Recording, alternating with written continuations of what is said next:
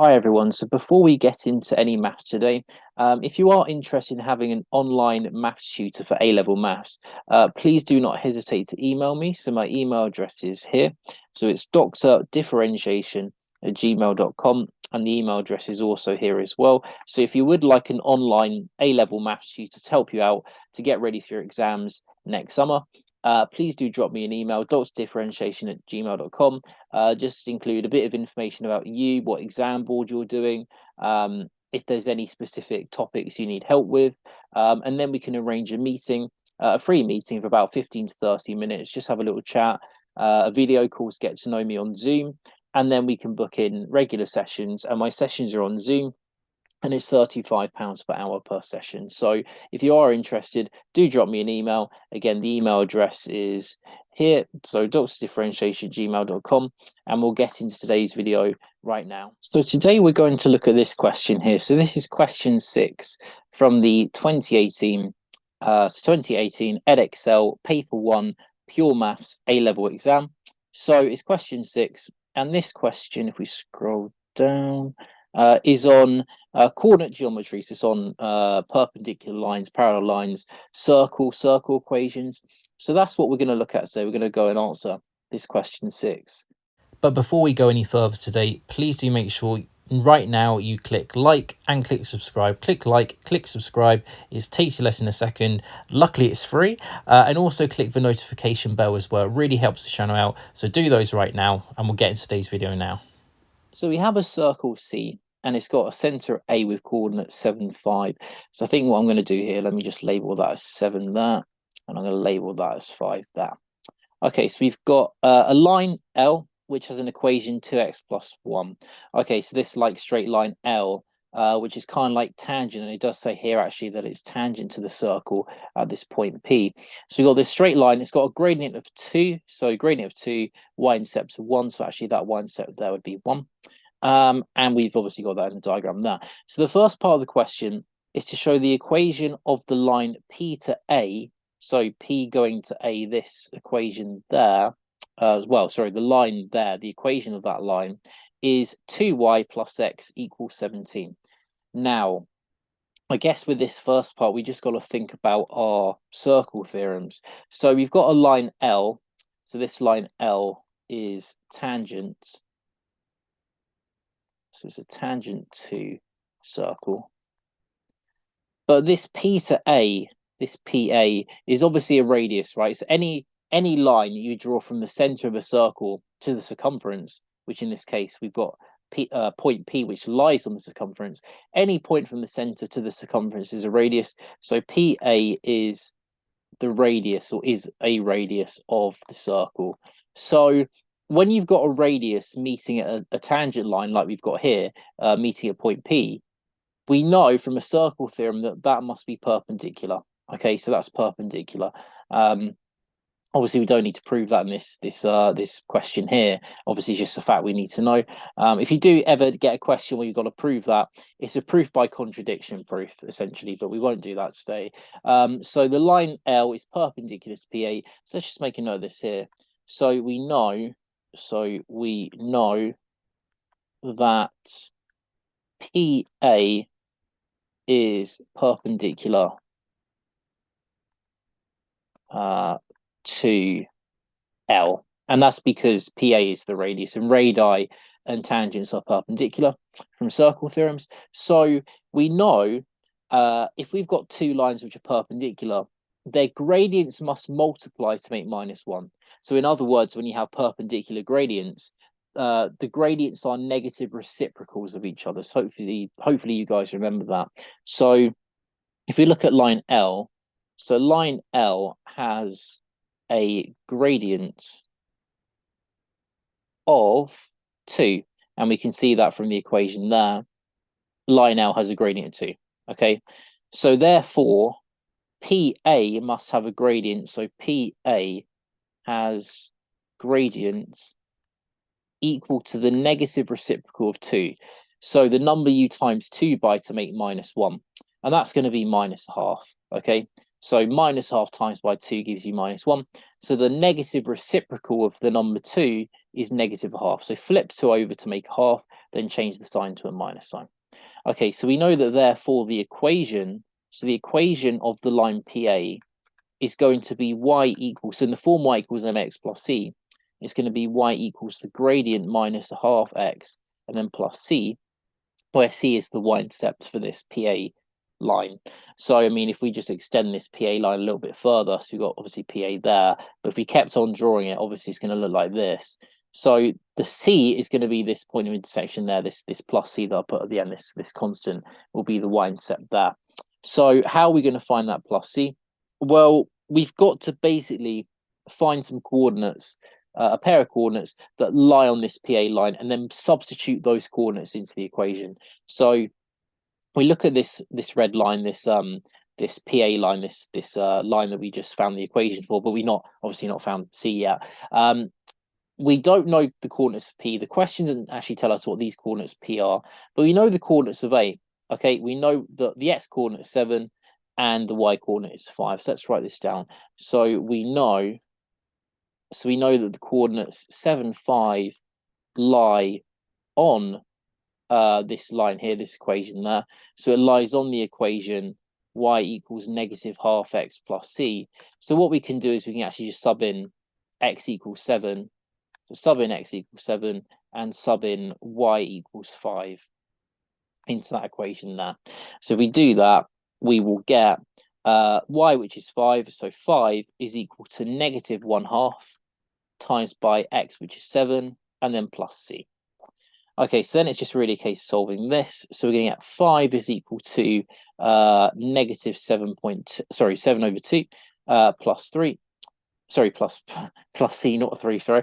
And then we can add the 7 over 2 to both sides. So 5 plus 7 over 2 is equal to 3. So we get 5 plus 7 over 2. Now 5 is the same as 10 over 2. Okay, 10 divided by 2 is 5. And then plus the 7 over 2. So we get that therefore C is equal to 10 plus 7, which is 17 over 2. So in other words, 8.5.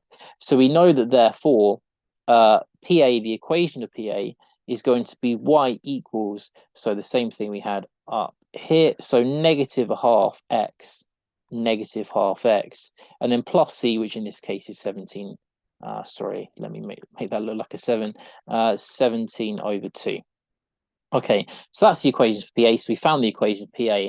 However, if we just read the question says, show that the equation of the line PA is 2y plus x equals 17. So we've just got to do a bit more work. We just got to do some rearranging. So we look at this equation we got there. Let's times everything by 2. So all three parts of this equation by 2. We get 2y is equal to minus x plus 17. So we get that. And then what we can do is we can add the x to both sides. And if we do that, we get 2y plus x is equal to 17. And that is exactly what we had to show. So there we go, 2y plus x equals 17. So we've done it. We've shown that that is the equation for P to A. Brilliant. So that's part A. Now let's look at part B. So part B says find the equation for C. So C is the circle. Okay, so we want to find the equation of that circle. So when you get a question like this, we got to find the equation of the circle. Obviously, we've got to remember the format in which we write the equation of a circle in. So remember the equation of a circle. Is written like x minus a squared plus y minus b squared equals r squared, where a, b is the center, and r is the radius. Okay, so that's our format.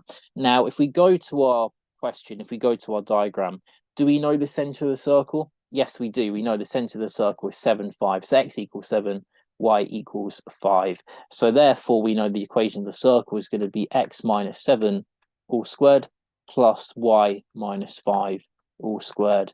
And that's going to be equal to r squared. Now, do we know the radius of the circle immediately? I mean, if we go to the diagram, no, we don't. I mean, we don't know anything about the radius. I mean, we know the center. I'm just going to rub out this perpendicular line. Actually, let me just rub this all out here. We know the center is 7, 5. We know that. but we don't have any information about the radius so far, well, standing out obvious to us. So we're going to need to calculate it somehow. So we're going to need to calculate a radius. So looking at that diagram, I guess the obvious step to take would be to, again, draw this radius P to A and try and work out this distance there. The problem is we don't actually know P, okay? So we don't know P.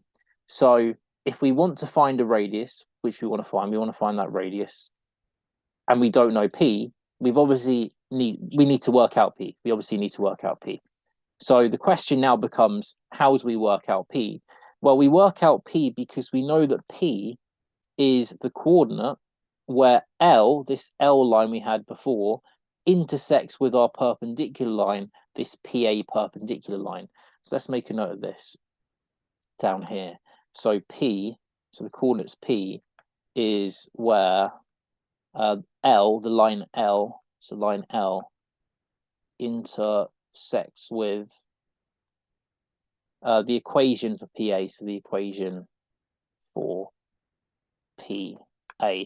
So that means that therefore P lies on both. So it lies on both the equation for L, which was y equals 2x plus 1. Let's just check that that was right. Yeah, so y equals 2x plus 1. And also this equation that we got in part A. Okay, so also that one. So let's write this there. So this equation and also the equation 2y plus x equals 17. Okay, so it lies on both of those equations. I'll call this equation number 1 and I'll call that equation number 2. So essentially what we can do is we can solve simultaneous equations, and that will actually tell us, you know, the coordinates of P, because P lies on both these lines. So P therefore satisfies these simultaneous equations. And what I'm actually going to do to solve these simultaneous equations is I'm going to substitute. So substitute y equals 2x plus 1 to the first equation into the second one. So if we do that, so we're going to take our second equation. We've got 2 y. Now y, if we substitute 2x plus 1 into y, we get 2x plus 1, because we know at the coordinates P, y is equal to 2x plus 1, because that's a fact. So we've got 2 times by y, and then plus the x is equal to 17, just by looking at this equation number 2 there. Okay, so now it's a case of expanding the brackets. So we get 4x plus 2, so 4x plus 2, and then plus x is equal to 17. So we got 4x plus x, which is 5x, and then plus this 2 there is 17.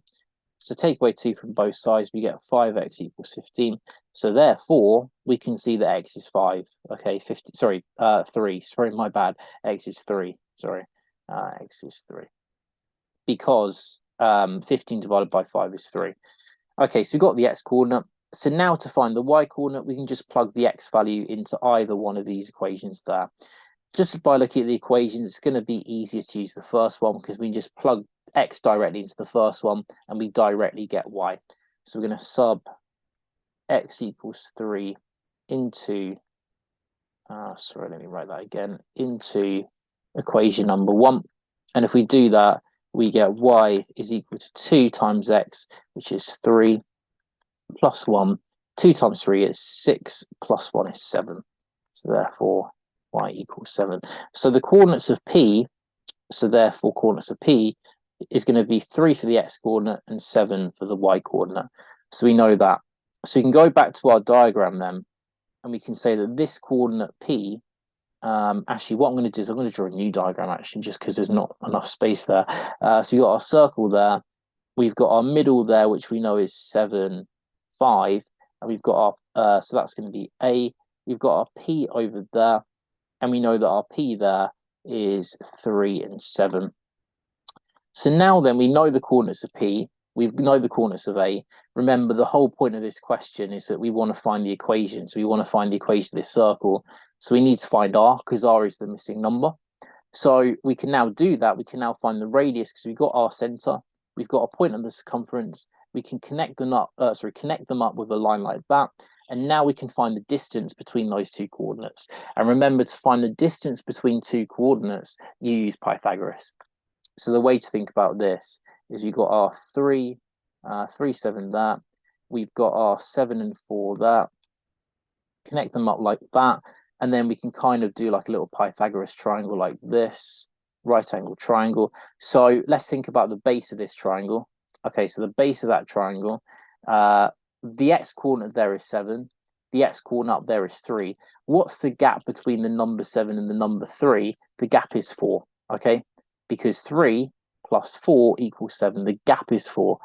Similar kind of argument for your y coordinate. So look at your y coordinate there is 7. Look at your y coordinate there is 4. What's the gap between the number 7 and the number 4? It's the number 3, because 4 plus 3 is 7. So sorry, that's 5 there. Sorry, mistake. This is a mistake, my bad. That's 5 there. The gap between 7 and 5 is 2. Sorry, that should be 2 there. So 2 plus 5 is 7. The gap between 7 and 5 is 2. So you've got a right angle triangle using Pythagoras. And remember, this is the radius there of our circle. So radius squared is equal to 2 squared plus 4 squared. 2 squared would be 4. 4 squared would be 16. So therefore, we know that r squared is going to be 20. So we know our radius there is going to be the square root of 20. So if we go back to the question, we go back to, the equation that we want. So we want to find the equation of the circle. X minus 7 all squared plus y minus 5 all squared equals r squared. Well, we just calculated r squared. We calculated r squared equals 20. Right, so this result that we got down the bottom here. Okay, so therefore the equation of circle, so the equation of C is x minus 7 all squared plus y minus 3 all squared is equals 20. And that would be our final answer for part B of this question. Great, so now let's go back to the question again, and now let's go to part C. So now we've got the line with the equation y equals 2x plus k, where k is not equal to 1. Now this new line is also tangent to C, so it's also tangent to the circle. So the question is to find the value of that constant k.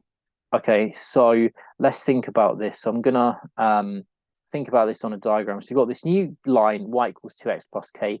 Obviously, it's got a gradient of 2. Okay, so we can see from the y equals mx plus c format that this equation has a gradient of 2. And it's got a y-intercept of k, and k can't be 1. And it's got to be tangent to the circle, right? It's got to have a gradient of 2. So in other words, it's got to have the same gradient as this L in the original question. So it's got to have the same gradient. So in other words, it's got to be parallel. So a parallel line could be like that, because that's obviously parallel to L. But is that tangent to the circle? No, it's not tangent to the circle. How about this line there? So, sorry, that should be, let me try and make that look a bit more parallel. So we've got another parallel line roughly there. Now, is that line that I drew in there tangent to the circle? No, it's not. It passes through 2 points. Obviously, that's not tangent to the circle. But what would be tangent to the circle, and again, I'm going to rub out that line there. So this kind of line going from there, touching the circle there, now that would be a tangent line. So we've got a line which has the same gradient as L, so a gradient of 2, but we've got a different y-intercept k. And the question in this case is about trying to find out what this k is. So if I just extend the line downwards like that, we've got this kind of y-intercept down there, which is k. So that's our k down there. That's our y-intercept. And this new line that I've drawn in has got to be parallel to the original one. So we've got this new line, and this line there is going to be our y equals 2x plus k line. So we've got to try and work out the k. So I guess with these kind of questions, it's good to draw a diagram just so you can figure out what's going on with your question. Now, how could we find k? So there's a couple of things we could do with this one. I think the easiest thing to do with this one would be to say, well, okay, we know the coordinates of P. And in fact, I'm going to draw a new diagram of this just to get some more space. Let's do that down. Let's do that down here. So part C. So I'm going to draw my circle again like that. We've got our middle there, which we know is 7, 5. We've got our point P there, which we know is, what was that point P again? It was 3 and 7. We've got 3 and 7 there. That's our point P. So I'll call that P, call that A. And then we've got this other point here. So obviously, yeah, that's our tangent line. That's line L. And then we've got this new tangent line here, touching at this point there. I'll call this point Q. And we don't know the coordinates of point Q. But to find the equation for this y equals 2x plus k line, to find the k value, it's going to be helpful if we can find this q coordinate, because if we can find that q coordinate, we can plug in the x value of that q coordinate and the y value of that q coordinate into here, and then we can find what k is. So is there a way, is there like a relatively simple way we can actually work out what the coordinates there of this q are?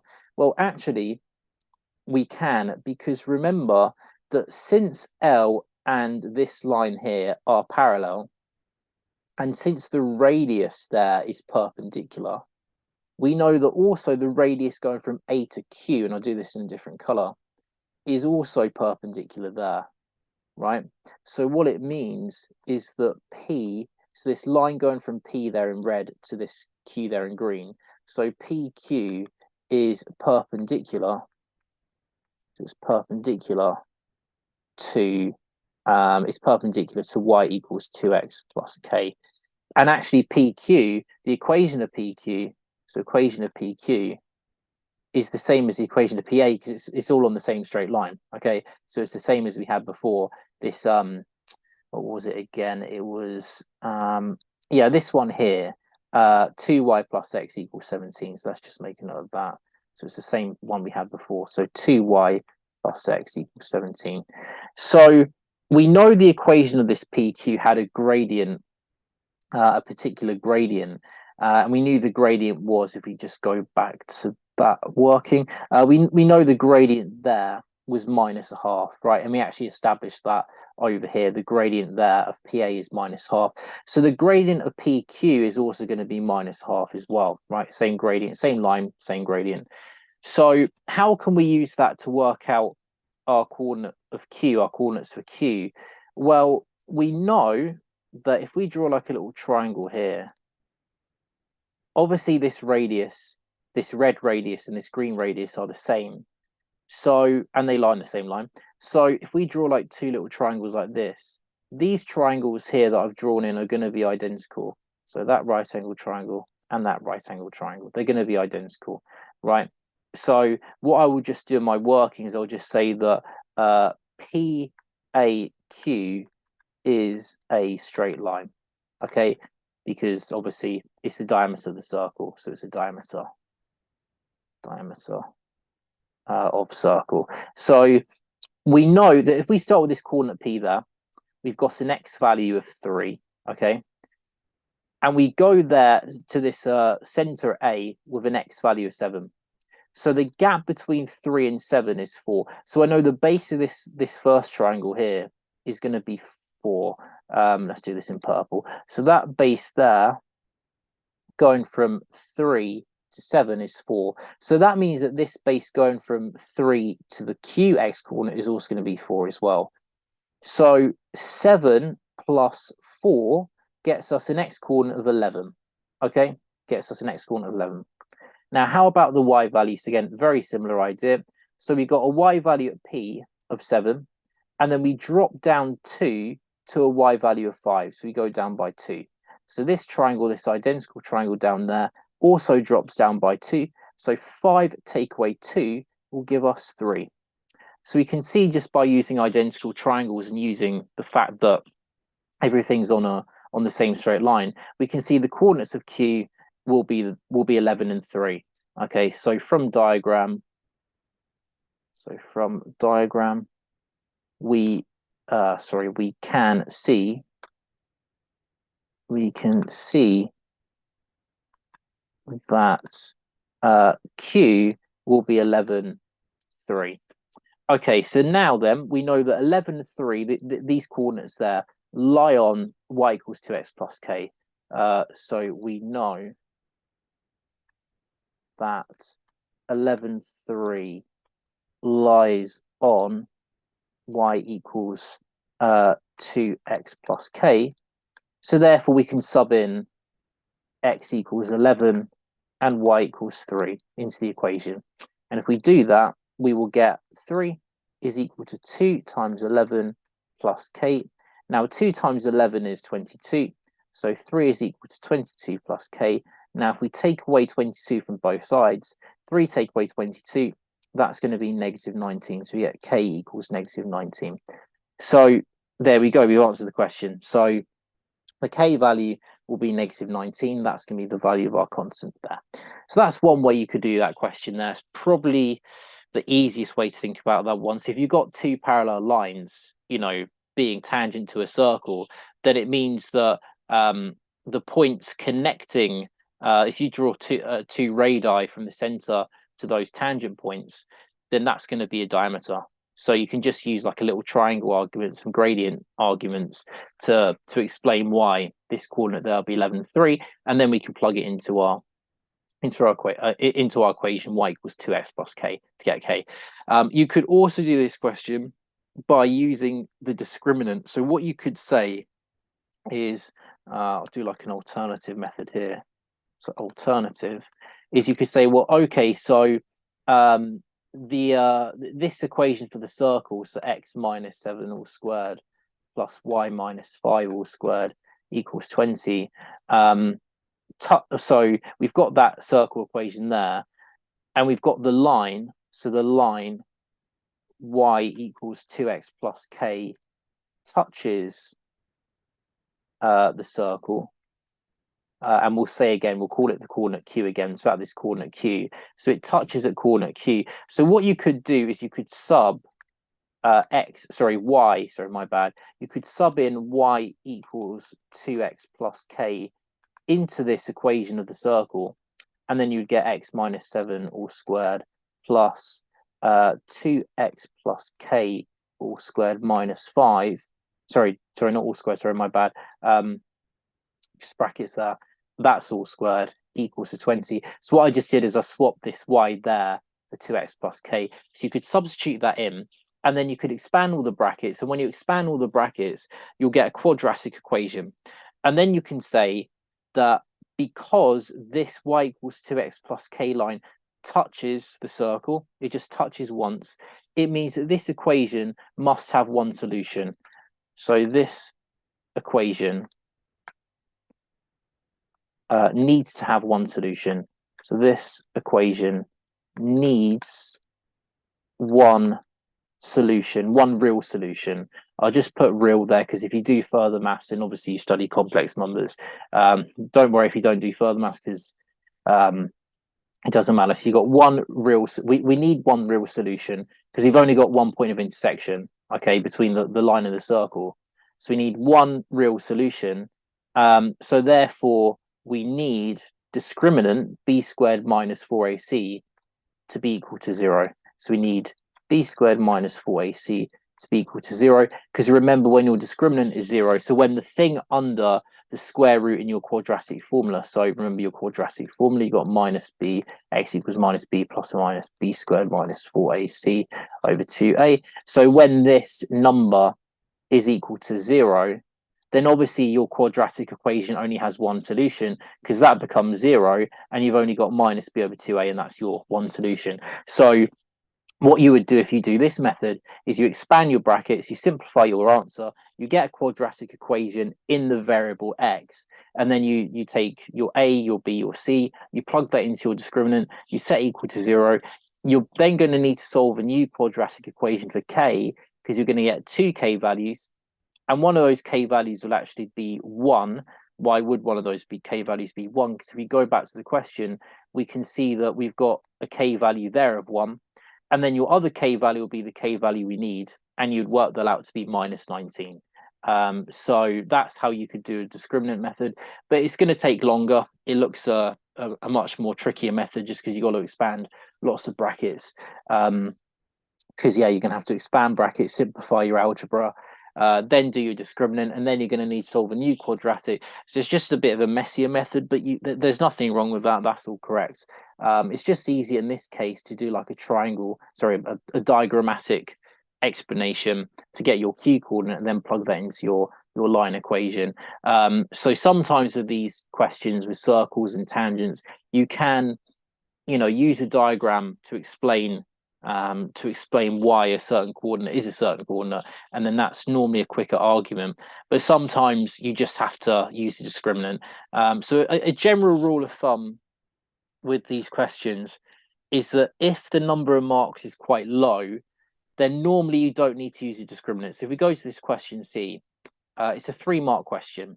So what that's telling you is that, you know, if you're thinking about using the discriminant and using this alternative method, again, nothing wrong with that. That's perfectly fine. But if it's only 3 marks, there's probably a quicker way of doing it. That's generally the rule with these questions. So if it was like a 5-mark or a 6-mark question, then that would suggest to you that you're going to have to use the discriminant.